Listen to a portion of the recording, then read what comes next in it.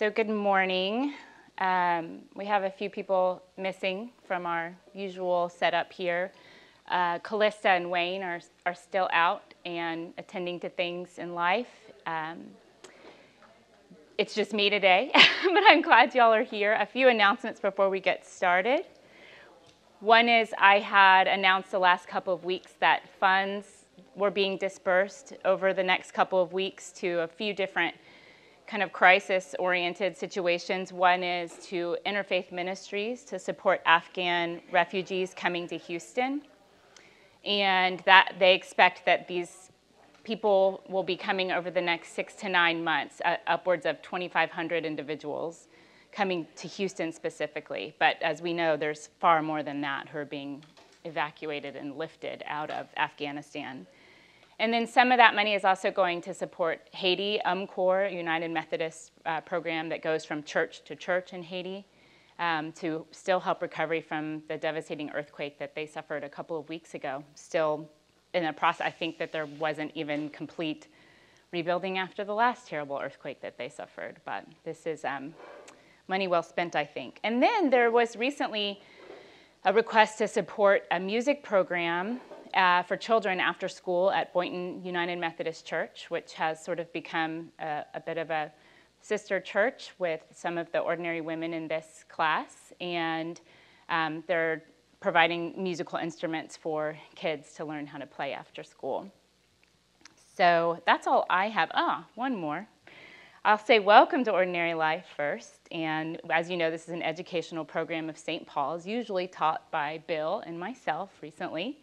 And most Sundays, Bill is right here cracking some kind of joke, but he underwent some outpatient surgery this week on his hand and arm and is recovering nicely at home. I've gotten texts from him, so I'm assuming that his hands are working. But he says, and I quote, "I will be back soon to being a spiritual troublemaker and more." So we can wave hi to Bill if he said he was going to watch this morning and wishes us well. And I'm glad you all are here, whether you're online in pajamas or right here in person. Thank you for being here. I'm glad that we're wine and cheese people too. Hey, you know, it doesn't have to be any time of day anymore to have that, I think. I told Bill, you can try out having a mimosa during Ordinary Life. See what that's like. This is coffee, I promise. But if I get a little, you know, just somebody rescue me. So we'll start.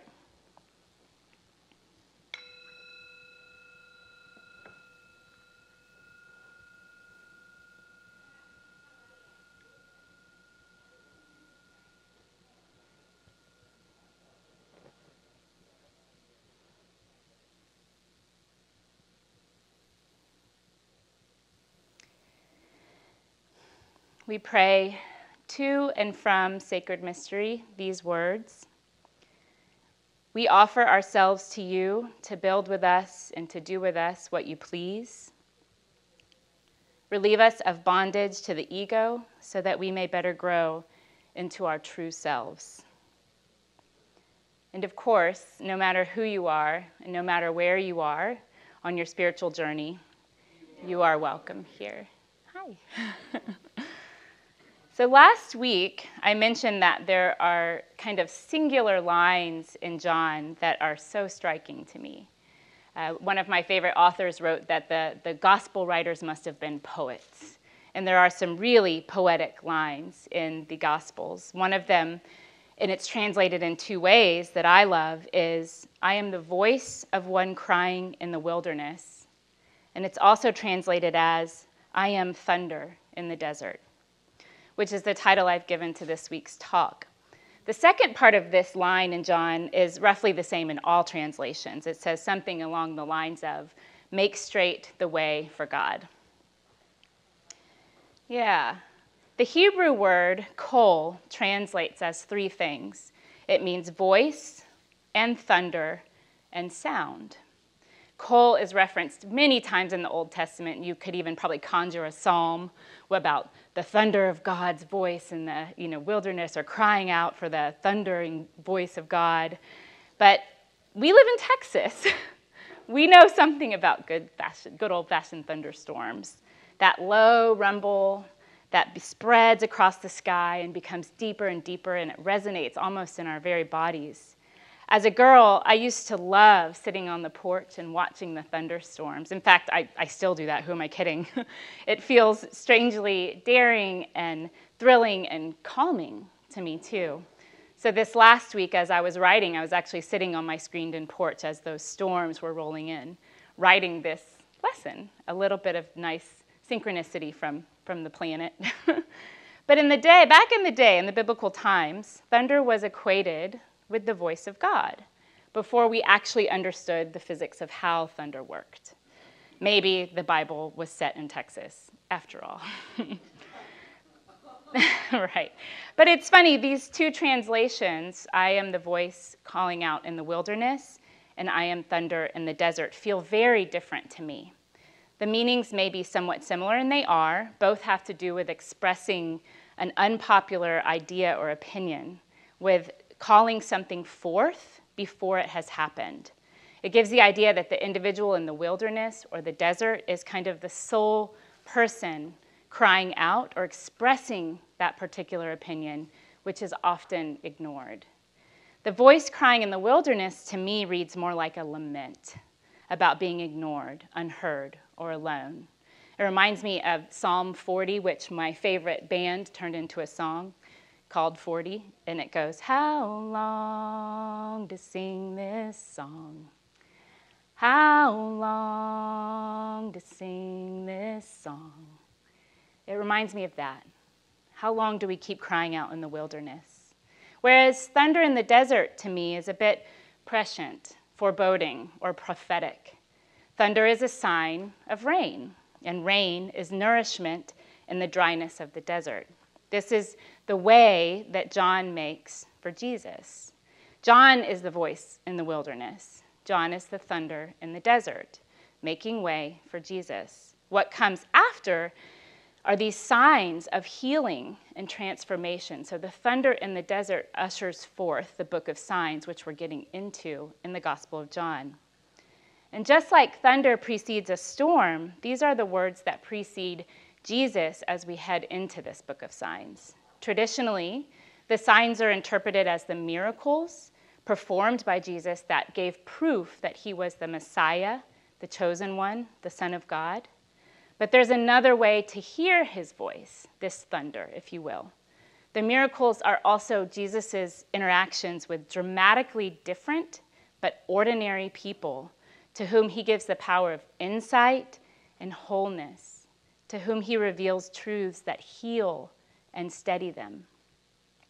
These are stories, as we follow along with them, about integration, illustrations of the pervasiveness of grace and generosity and sacred mystery. There is so much life in this desert. So hello to the thunder. Hello to the voice of one crying in the wilderness. I want to pay homage to one of my favorite authors, Padraig Tuama. He reads the poetry for On Being's poetry section. Krista Tippett does the podcast On Being, and he has a Poetry Unbound segment of that. And he's just a wonderful reader. But I'm borrowing a little bit of his form, and if you have picked up the book In the Shelter, then you'll soon know what I'm talking about. And even if you haven't picked it up, you'll soon guess what that form is. If you had asked me 20 years ago, if I imagined myself standing up here, teaching alongside Bill in the context of a church about the Gospel of John, I would have choked on what I was eating and possibly died. I definitely would have needed the Heimlich after that. But the question of God, the person of Jesus, these have always been provocative and moving topics for me. A continually changing question mark, a problem to be solved. There were few people in my life who were very dear to me, who I had let convince me, though, that I was not a good enough Christian. One of these people told me once through tears that she was so sad I would not be in heaven with her. That was back when I believed that heaven was a place, and it was devastating to hear that I wasn't going to get to go there. Another one of these people invited me to a home church where a small group of people laid hands on me and prayed for me to release the doubt in my heart. The leader said something super ominous in the beginning, like, "There is someone here who is not in line." And he looked right at me. It felt that way, and everyone gathered around and put hands on me. Sometimes touch feels healing. Sometimes touch feels like it burns. Sometimes it is altogether unwelcome. And I'm pretty sure the circle of people with their hands on me that day could feel my shoulders up to my ears tensing. But my God, these were painful moments. This is part of why the book of John is like entering it is a bit of healing. They remained painful for a long time. Hello to the ways in which we don't fit inside of people's boxes, to the ways in which our voices become small, but hello to the ways in which we surprise ourselves by climbing out of them. At some point, I realized that neither God nor Jesus are problems to be solved, just mysteries with which to participate. I realized that maybe the right kind of Christian might not need to proclaim themselves as such. I remember Bill once saying that some of the most deeply spiritual people he knows seem like atheists. They don't proclaim anything, they just are. A decent teacher does not have all the answers, but is comfortable sitting with the questions and willing to share occasional insights that arise. When I taught in school, so I was a school teacher for 15 years, and now I work teaching teachers about social emotional well-being and development.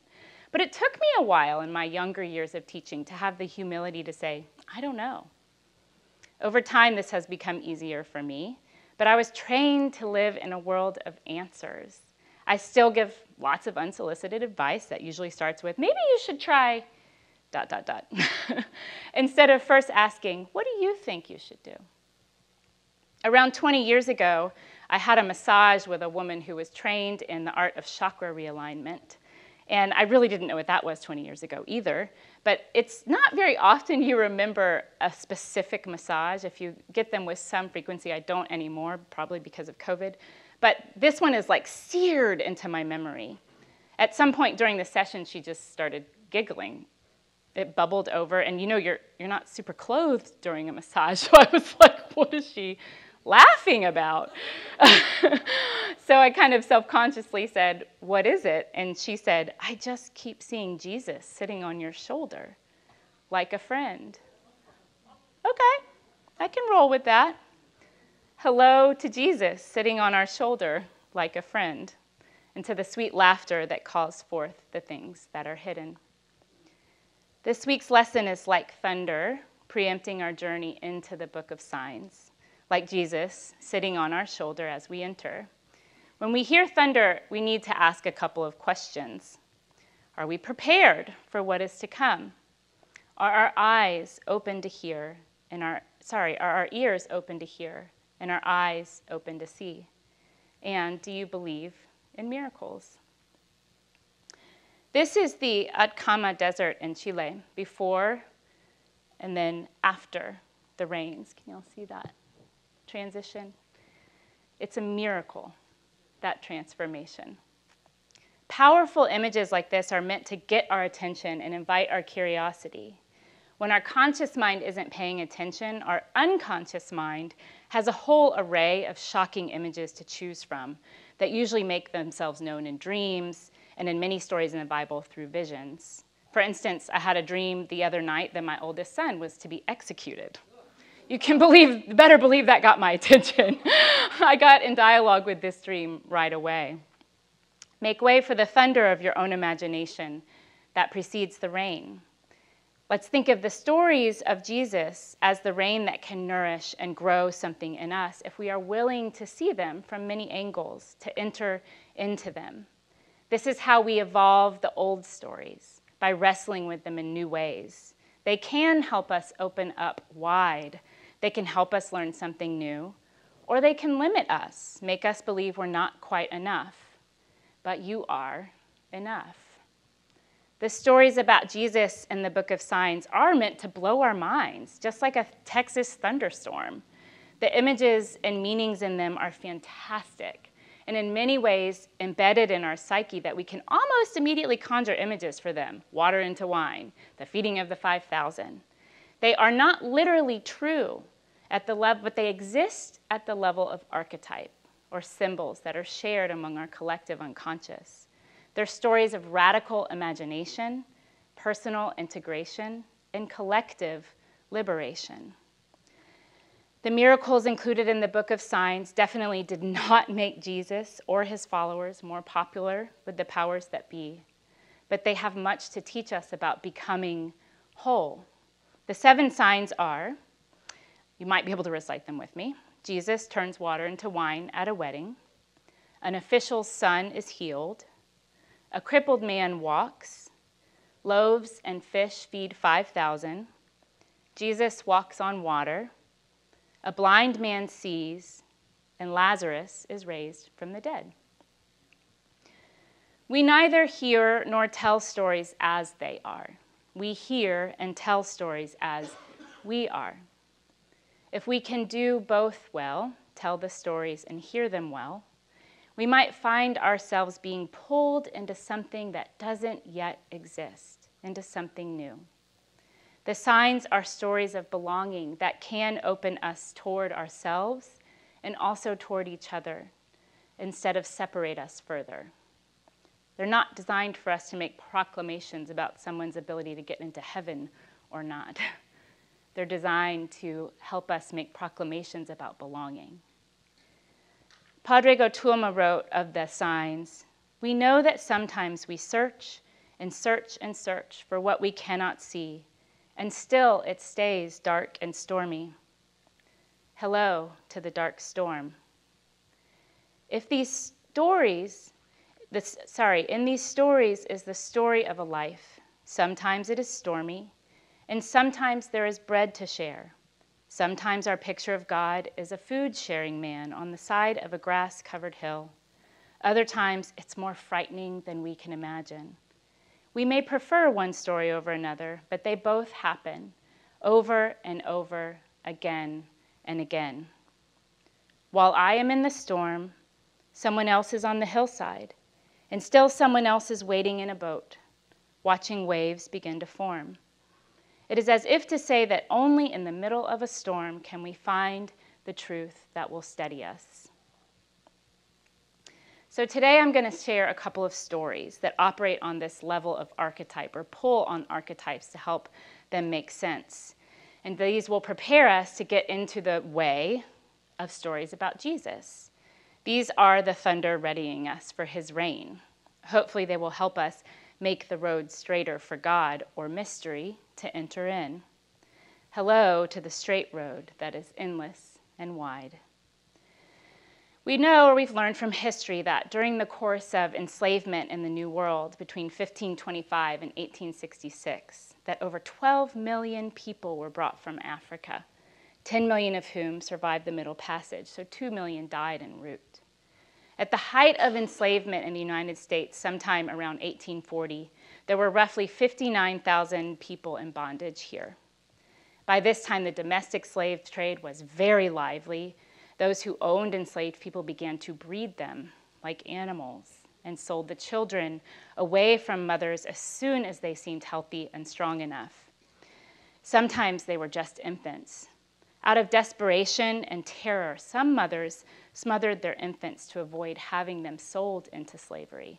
That is an act of total desperation.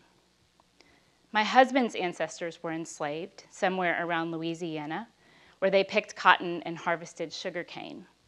Not very many stories survived of their lives, so we fill in the gaps where we can, sometimes with imaginary tales.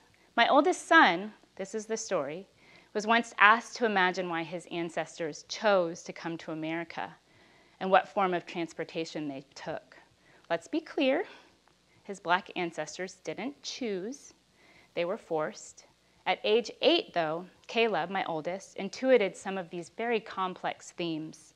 Here's a picture he drew and the story that accompanied it. These are his words that I recorded. "The brown-skinned people are slaves. They are all working and frowning because they are trapped. They are making bricks for houses.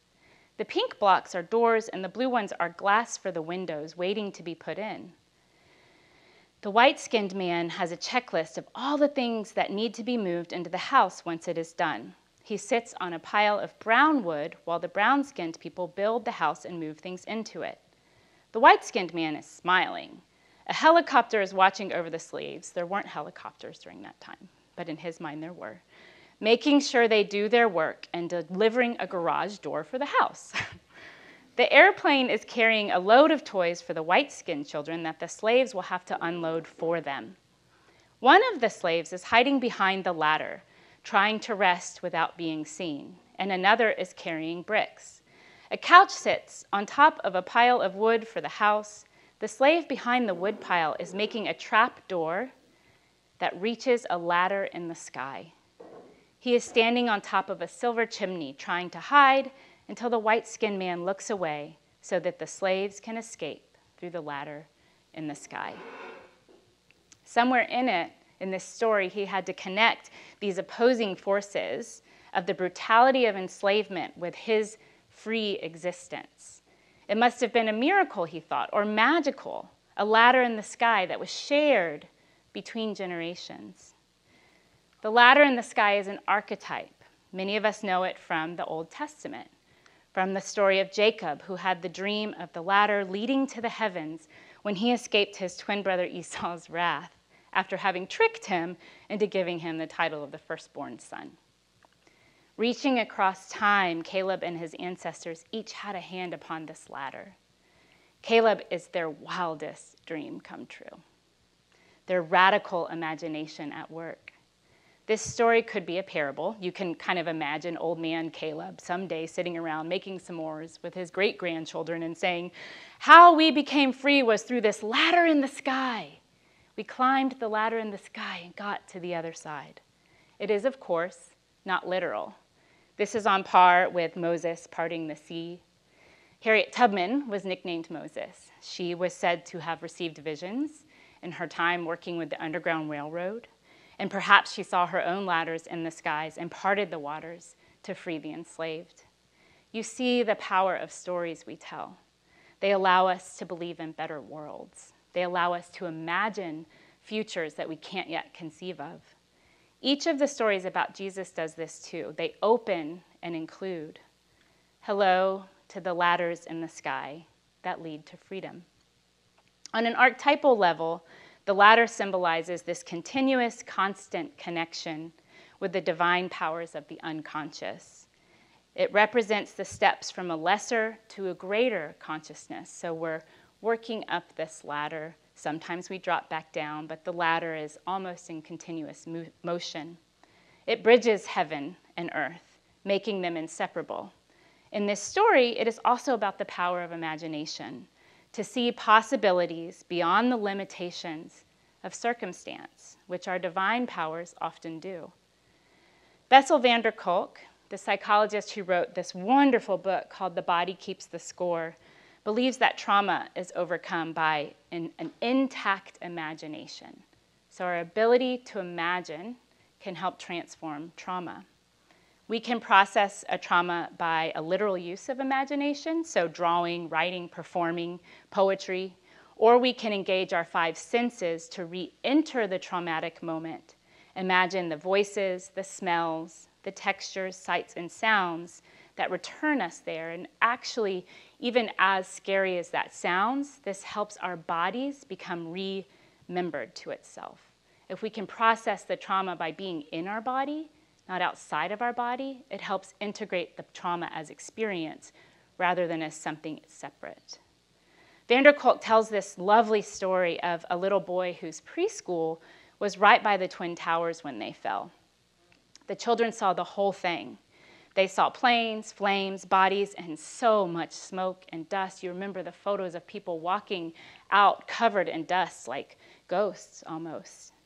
The day after, the little boy did a drawing that was prompted by, I don't know if it was teacher or parents, to help him process what he had seen. Van der Kolk writes, "The drawing depicted what he had seen the day before, an airplane slamming into the tower." I think that is the black kind of shape at the top. A ball of fire firefighters, and people jumping from the tower's windows. He was about 4 at the time. But at the bottom of the picture, he had drawn something else. A black circle, you see the black circle at the bottom? At the foot of the buildings. He had no idea what it was, or I had no idea what it was, so I asked him. "It's a trampoline," he replied. What was a trampoline doing there? The little boy explained, so that the next time when people have to jump, they will be safe.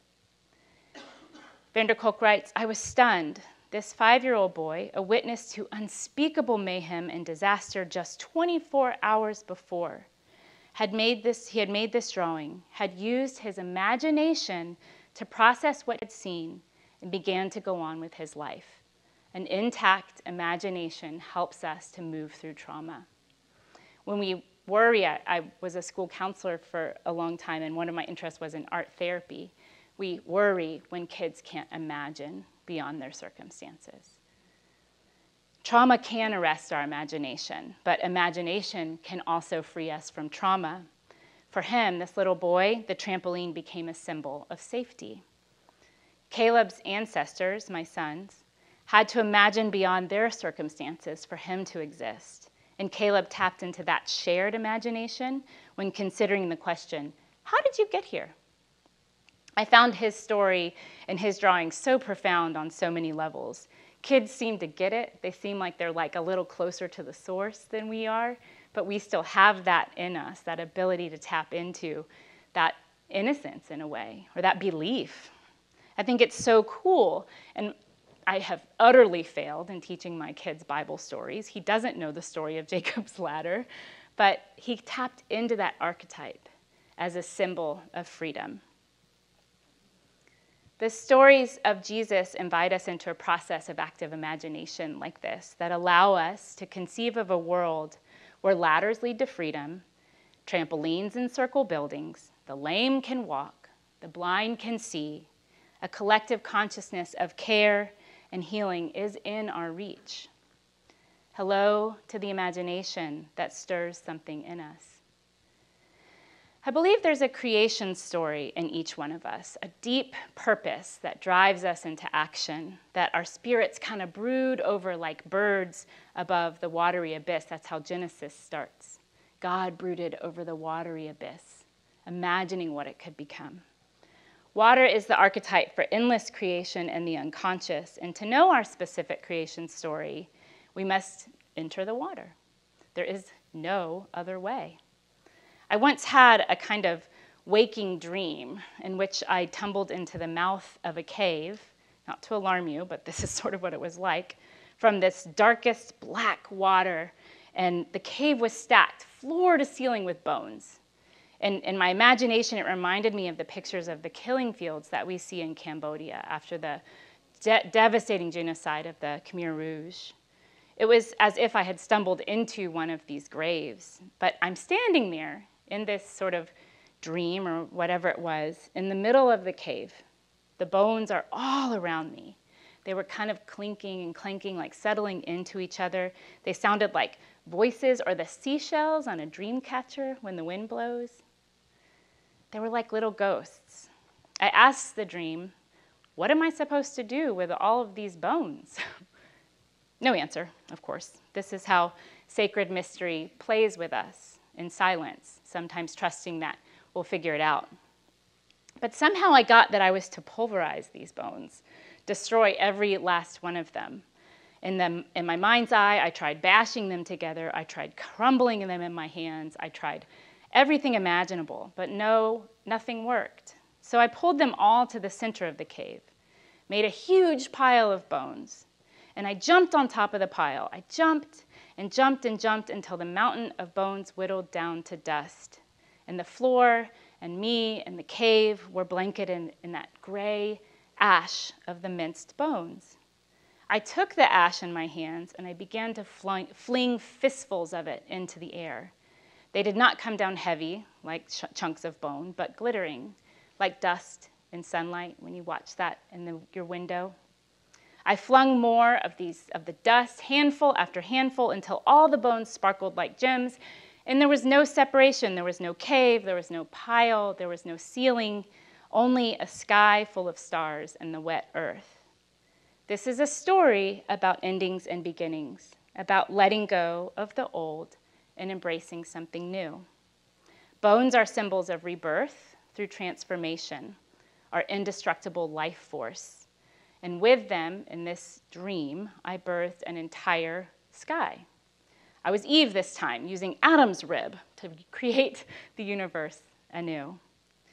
It is said that we are made of stardust. I knew a monk once in Colorado. He was one of my professors, and we got to go down to this monastery to learn from him. And he once described life as the greatest, nature's great recycling program. Stars die, they fall to earth.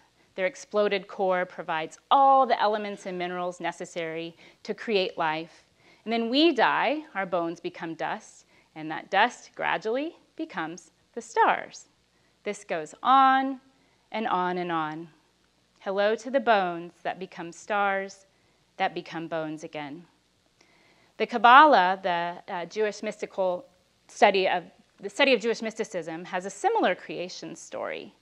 All of existence started with an explosion from one point of light that is continually multiplying.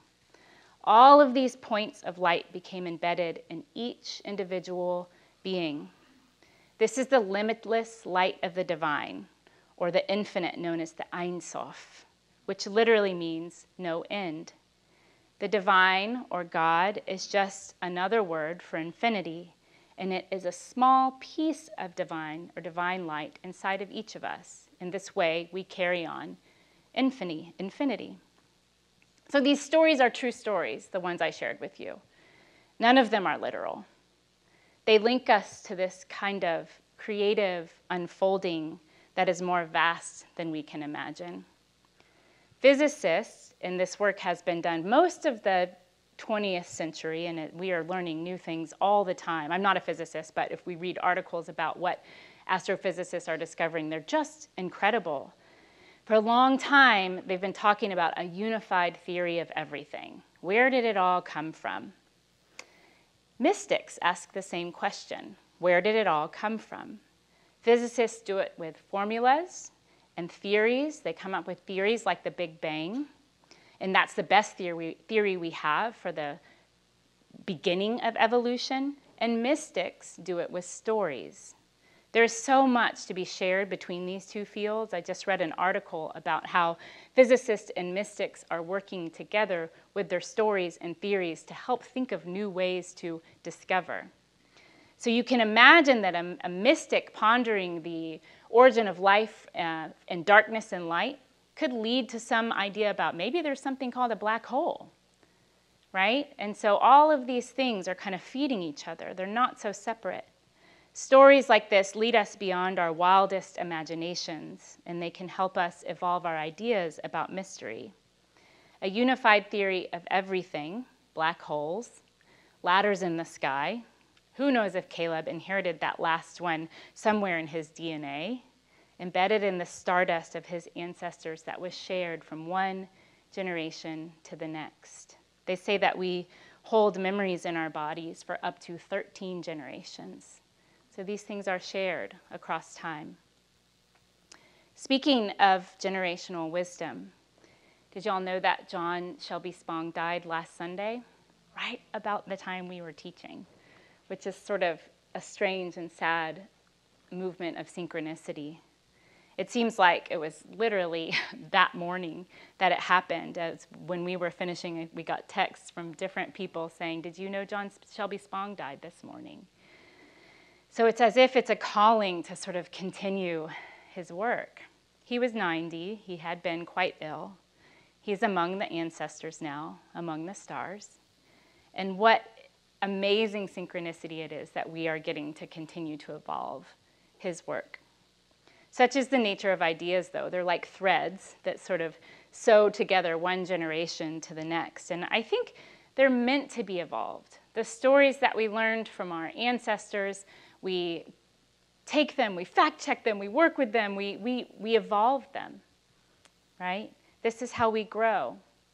This is how we imagine new possibilities for the worlds we want to live in. Drawing upon Spong's wisdom and his scholarship, there are a couple of things to bear in mind that he points out about the Book of Signs. Number one, John most likely had multiple editors, but they were held together by a common commitment to growth and understanding. They shared a collective conscience about the world in which they live and creating the world in which they wanted to live. The signs are not literal. The characters are also likely not literal. There probably wasn't a Lazarus, for example. They are symbolic. This does not mean that they are any less true.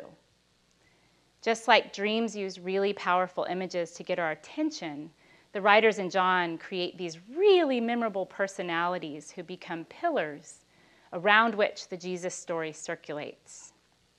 The characters, he says, are aspects of our own psyches, meant to open up what is hidden within. And John Sanford, the other author we are relying on who wrote Mystical Christianities, writes a lot about this, how we can relate personally and intrapersonally to these characters. So we enter into a process of active imagination. And this is a Jungian psychology word that describes the bridge between the conscious and the unconscious minds. So that sort of dream that I described, it was kind of like I was awake, but I was asleep. It was almost like a meditation, but I was interacting with it. Robert Johnson, who wrote the book Inner Work, probably several of you in this room have read it. It's a good book, writes about active imagination, that it is a dialogue that you enter into with the different parts of yourselves that live in the unconscious. In some ways similar to dreaming, except that you are fully awake and conscious during the experience. This is in fact what gives this technique its distinctive quality. Instead of going into a dream, you go into your imagination while you are awake. This is what we're being invited to do with the miracle stories of Jesus, to engage with them on the level of active imagination. Who are we in the story? Where do we stand? Can we imagine ourselves interacting with the different characters? Ask them questions. This can be a spiritual practice for a long time. Maybe you'll think at the end of this we've spent too long on the book of John, but I encourage you to read these book of signs or the miracles as we go and just engage with them on this level of imagination. If you're doing it as a practice, you might have like a notebook or art supplies if you like to draw in front of you and just kind of write or draw unself-consciously. I know a lot of people feel fearful about journaling or drawing because they're like, I don't know how to draw, I can only draw stick figures. So what? Draw stick figures. But you can let that come as you engage with them. The point is to get out of the thinking, analyzing brain, to be in the imaginative, intuitive, creative brain. If you enter into a process of active imagination, there are kind of some basic steps you want to keep in mind. And step one is to find focus. Bill will say when he does his spiritual practice, he does something like ring the bowl or have a sound or smell that will just help him focus right then and there. I think that's very useful. This is just quieting the mind, becoming a witness to all of our rushing thoughts rather than participating in them. This is a practice of Buddhist meditation that you're like watching the stream, watching everything go by and not getting too attached to any one feeling or any one image. This allows us to be an observer to the images and to the thoughts that pop up. So the second step is to dialogue with the experience. So it's kind of like me standing in the middle of that cave and going, what am I supposed to do with all of these bones? Or Caleb being asked, where did you come from? That was something that took him into an active imagination. So we return to that story or dream starting from the beginning. You can work with dreams in this way. Place yourself inside of it and just wait, like in the center of a cave, to see who or what will show up. It might take some time, but don't jump out. It's okay to be with that time. Maybe it takes weeks for someone to show up. Here, you're just letting the images arise and letting your unconscious speak. It's okay to ask it questions. Otherwise, we enter into fantasy, right? If we're not participating in it, then we're in a passive fantasy rather than an active imagination. This is important, and actually a sad story kind of comes along with this. Don't neglect ethics and values. What I mean by that is preserve your deepest value. Don't sacrifice other parts of your character, like being on time or participating in life. But when you're driven by fantasy or desire, I had a friend who died unexpectedly, and he was so almost, I don't know what the right word to use is, almost addicted to the active imagination process. So much so that it was like he left the waking world. You know, he stayed there so often. And I'm not saying that's the reason why he died, but he was separate from the living too. So we don't need to allow our process to become neglectful of everyday life. It's like a designated spiritual practice, a time that you set aside, not a replacement for our day-to-day reality. Step 4, generate an artifact. This is where you can write or draw what you see or feel, kind of stream of conscious. Again, not worrying about it if it's not good. It doesn't matter. If you keep doing this, something clicks in your psyche. You'll start to see patterns emerge. Maybe that same shape shows up again and again and again. You get curious about that shape or that word that just keeps emerging. What you get from all the signs in John, for example, if you choose to engage with them in this way, will have some thread of continuity, some way of being linked. And then step 5, once you're finished, think the process. That can either be done through ritual or the creative object that you kind of offer. Has anyone ever participated in making an altar? Dia de los Muertos is a popular altar-making time for many Hispanic cultures. And that's an object that you can make, just a little altar. It could even just be something like a bowl. I sat with that waking dream about the bones for a very long time, more than a year. Actually, I think I'm still kind of working it out and what my creation story is. I've since had many dreams about bones. Eventually, I just bought this huge, I think it's 3 feet by 6 feet canvas on which to process my dialogue with it. This is where it started. Again, just washes of color. I have all this stuff. I'm a trained artist, so it's easy for me to engage with my imagination in this way. This is where it went. And this is where it ended. I have a story about what I think this is about, but it was very different from start to finish. Very different. There's no expectation that anything you do in the practice of active imagination has to be polished or finished or on a canvas, but you might surprise yourself. Carl Jung never thought of himself as an artist. But he took 3 years between 1913 and 1916, just after his break with Sigmund Freud. And that break sent him into kind of a personal and professional crisis. And he dove into this emerging process he was imagining with his unconscious. And he created the writings and drawings that would become the Red Book. Has anyone spent any time with the Red Book?